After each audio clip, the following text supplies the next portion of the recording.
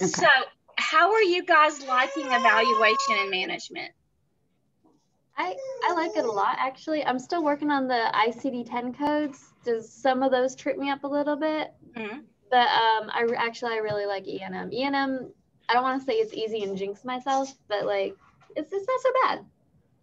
E&M is my very favorite. So while we were in class, because this is such a long chapter, and y'all notice I'm giving y'all just little bitty tidbits at a time, just little bitty tidbits, because we have so long that we can take on this. But I am going to show you, and I may have showed you before, but I'm going to show you again. This is my E&M section. It's never easy to show y'all, but you will see that I have just labeled everything. ER, hospital, consult. I have everything labeled, but I wouldn't suggest you necessarily label everything.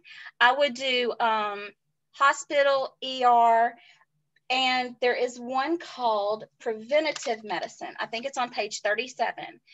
Preventative medicine, when you're looking for it, takes forever to find it. It's like it hides from me. So I always make sure. And preventative medicine is just that. If you're just going just for a general checkup, that's found in preventative medicine. It's just those general things that you're going to need. And so some doctors use that. And so I make sure that that is labeled. But another thing that I do that I don't know if you can see, let me see if I turn this lamp off. No, now you can't see anything. Okay, so do you both have your CPTs? Yes, ma'am. Turn to page 11 and let's look at 99201, new patient. And I'm just going to give you an example of what I do.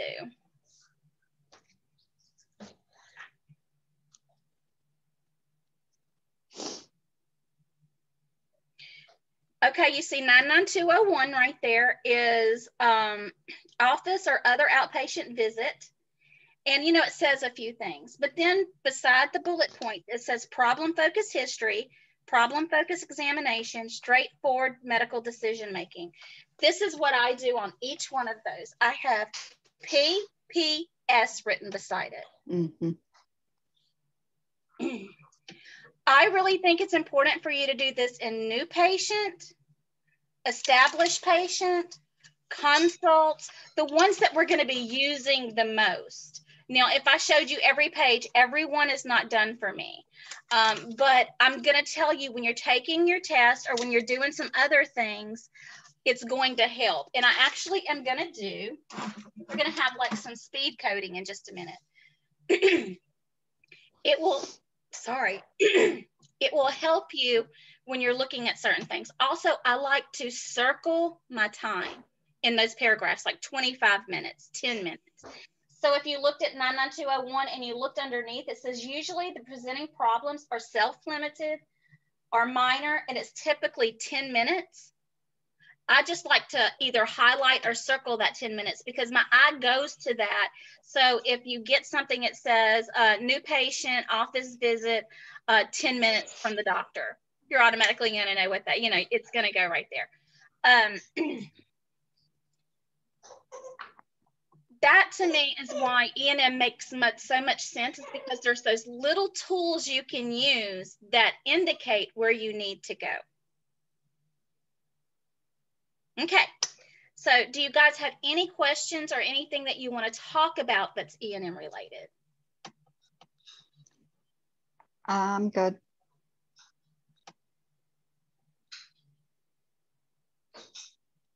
No?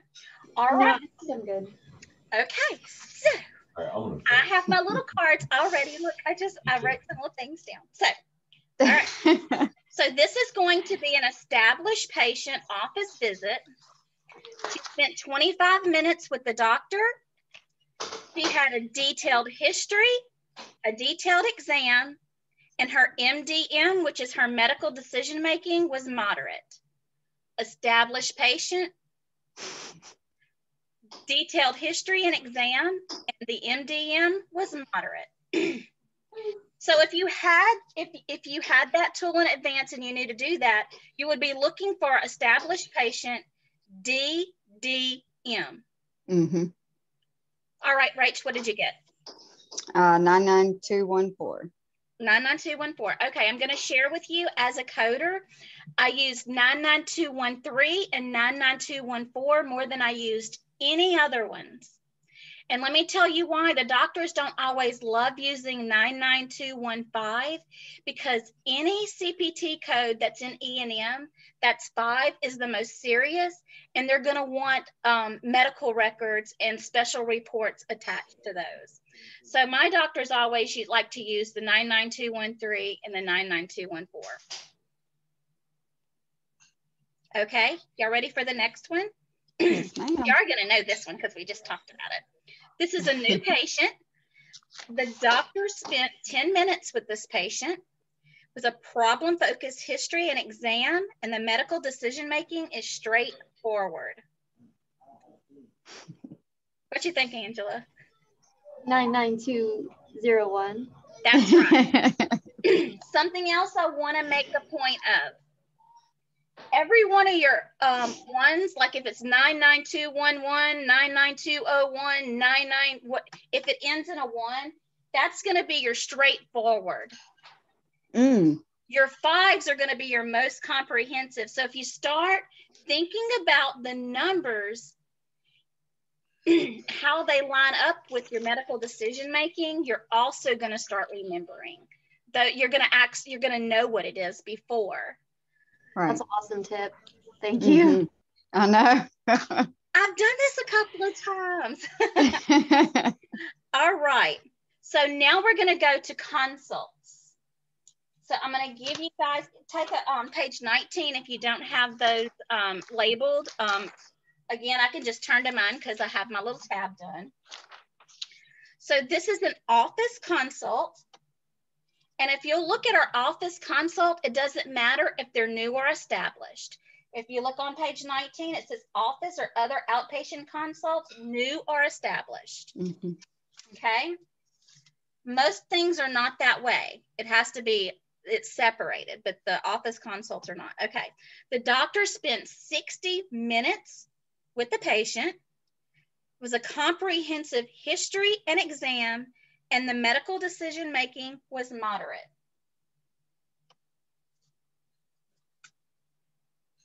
So it was a CCM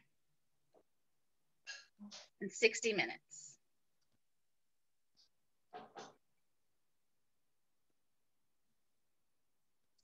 What you got, Rach? 99244. Yep.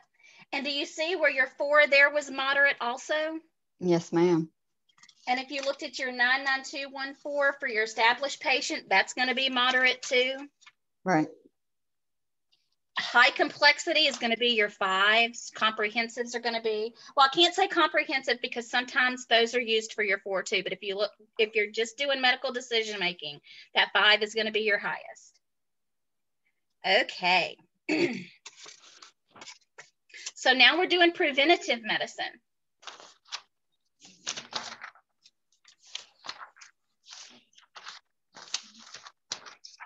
Preventative medicine is broken down into new patient and established patient. Okay, guys, this has been the biggest trip up in my classes to date, is students taking a moment and realizing that preventative medicine on 37 and 38 is broken down into new patient and established patient.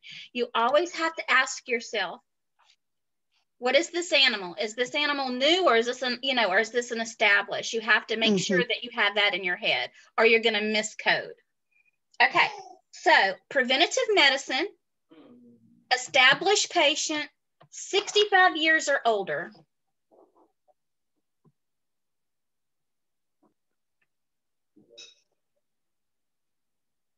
Got it, Ange? What you got? 99397. Yep. Nice. Okay. Preventative medicine, new patient, 18 to 39 years old.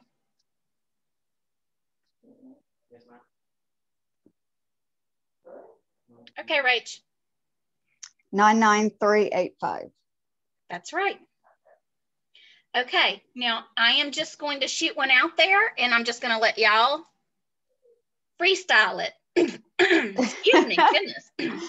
This is an established patient office visit.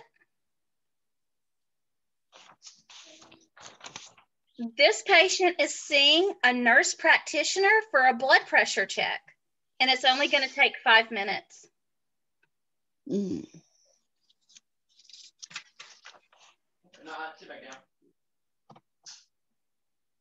It's an established office patient seeing the nurse practitioner, and it's only going to take 5 minutes. Just a blood pressure check.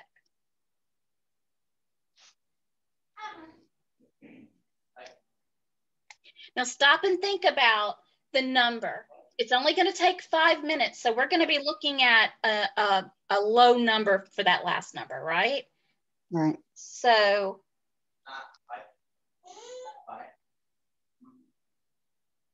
are you an office visit, Ange? Page 12. So, yeah, no, I got you. I'm just making sure. It's, I have, am I allowed to go ahead? Yeah. Mm-hmm. Okay. 99211. Absolutely. Okay, now I want you guys to remember this because you're not going to have to look this one up probably ever. I don't ever have to look this one up because I remember. If someone is coming into the cardiologist because they're not feeling well and they only need a Coumadin check, they're not going to see the doctor. They're going to see the nurse practitioner.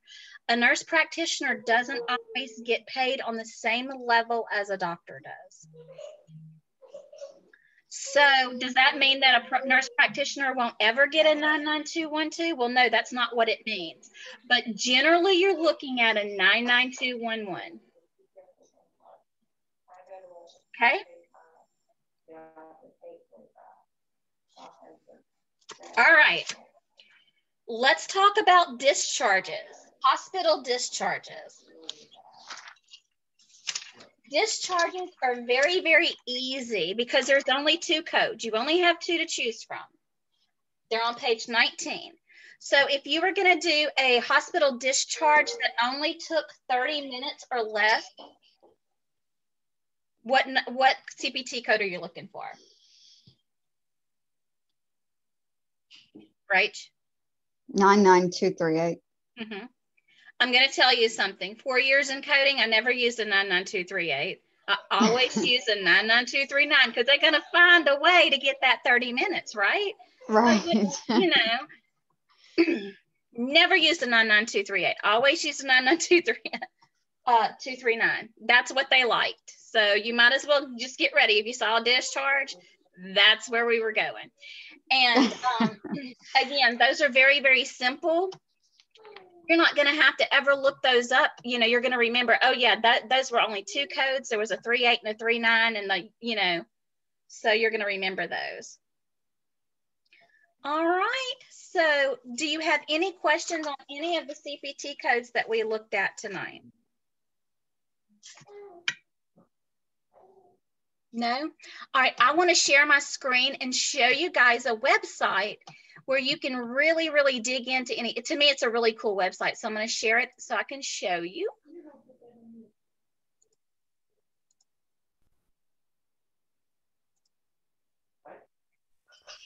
It's called enmuniversity.com.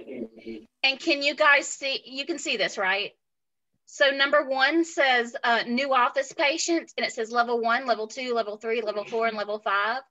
If you click on those, it gives you lots and lots of details.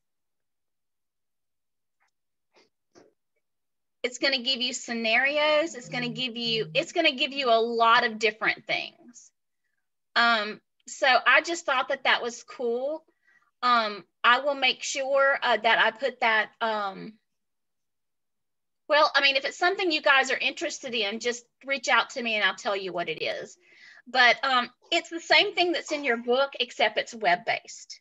Right. And for me, having that saved in your computer or in your laptop, if you're, you know, going to be doing coding at one point in time, if you have more questions, it has lots of different little tools you can look. So it's just one of those fun little researchy things that are neat. Also, I want to point out that your guidelines, sometimes when you're doing your NCCT study or what have you, it's going to ask you about levels of E&M. I want you to remember, don't get bogged down and, oh my goodness, I'm never going to remember the levels, because they're all right here. Knowing what's in those guidelines and knowing where to find the information, that is the biggest tool we have, because we don't have to memorize all of this. We have these manuals that we can go to, but then knowing where to find what we need is so important for us. So if you get into a spot in your NCCT testing where it's asking you about, you know, is this straightforward, if it's this or if it's that, don't say, oh my goodness, remember those guidelines are there. And I would encourage you to highlight and make notes, and, you know, however you're going to remember me. Y'all know me, I draw flowers and hearts and stars because that's just me, but however it works for you. I am going to continue to encourage you to label, highlight, because that means that you're getting to know your information, and that's just key to success to me with this. So Right. The little videos I liked that we did when I originally started was it Highlight Queen of the CPT manual? The Bubble and Highlight series. It was really awesome because she goes through every section of your CPT manual and says, you know, like the most guidelines. The Queen That's of what guidelines. it was. Okay, yes, I will actually put those up for you. Angela, I'm going to tell you, they're very, very long. But if you just watch the first 15 minutes of it and understand how she's going about it, and her CPT book is not the one we're in. She did an older one, but it still gives you a way to look at those guidelines and break them down and understand what's there. So I will definitely, those are on YouTube. And the Queen of Guidelines rocks. Yeah, I loved those. I mean, my whole back of my book is done like that already because it was awesome. That's right. Awesome. I will do the Bubble and Highlight lady, and I will do the Queen of Guidelines for this section. I want to tell you that we're moving into very quickly, I think, to the end of this module. We have like 4 days at the end of this module where it wants us, we could go back and review everything. You guys have done so well. I feel like that's a waste of time. So we will be doing NCCT preparation. Okay. So we'll be uploading those little packets. We'll be working through, there's some Quizlets, there's some different things so that y'all can get a little practice in with that. Rach, have you been getting on the website? I haven't, but I have it in my. Oh, I mean, it's fine. Yeah. There was no pressure in that, but I know. Angela, as you get closer, I have a website that's the NCCT Prep website, and I will give you the login to that when you get a little bit closer to that point, so you can actually practice via internet. Actually, the way the test is going to be, and it gives you, to me, it's just great experience. It's exactly what's in those paper packets that I give you. But to me, something about seeing it on the computer makes it a little different. And to me, I think you need it both ways. You're reading it, with your packets, and then you're practicing it virtually. I just think that's just building a solid foundation of information. Oh, I agree. I appreciate that a lot. I think the hardest thing I'm struggling with right now is like getting in the scenarios, because like I still get tripped up on some of the codes. Okay. Well, will you do well? And I'm telling you guys, if we want to do fit another Zoom in for evenings, I am willing to do that anytime. So if Angela, if you just want to Zoom and just talk about the ones that are tripping you up, and we just discuss it, we're here for that. Absolutely. So we can make next Thursday, we can just do like a discussion group on what's tripping you up, and make sure that you're or what's tripping, anybody up, not just you. I didn't mean to sound so accusatory. But next week we can do a discussion group. But like I said, that does not mean just Thursday night. That can be, hey, Monday night, can we get together for 45 minutes and just talk about A, B, C, or D? Try to give me a range of what we're looking at, though, so I can prepare myself and I won't be going, Sometimes I need to think about it. like, so in I can, if you have time, and if Rachel, I don't mean to keep you. Yeah, well, I think we have about 1 minute and 45 seconds. It was last night's homework, and I couldn't figure it out. And I couldn't figure out why I couldn't figure it out. How about that? Okay, well, sorry. no, you're good. Was it workbook or was it No, it was one of the exercises. Was it exercise 1115? It was the one that had like 4 or 5 different codes that, yeah. So it was 1112, I think. 1112. Yeah, and it was question number 3. And so like I doodled all in my book. that's what you're Try to underline it to break down all the information. You can't see that very well. So it's exercise 1112. 1112, yes. And which one? And the CTP codes were easy enough. And it was getting to the 72-year-old man who was seen for outpatient medical. Sorry, I know my baby's crying. I'm sorry. Okay. But we got the codes in there for the hypertension, and I believe it was, what was it? The hypertension was I-10, right? Right. And then he had the artery disease, so I got that in there as well. But I was missing the other 2, and I couldn't figure out what those were supposed to be.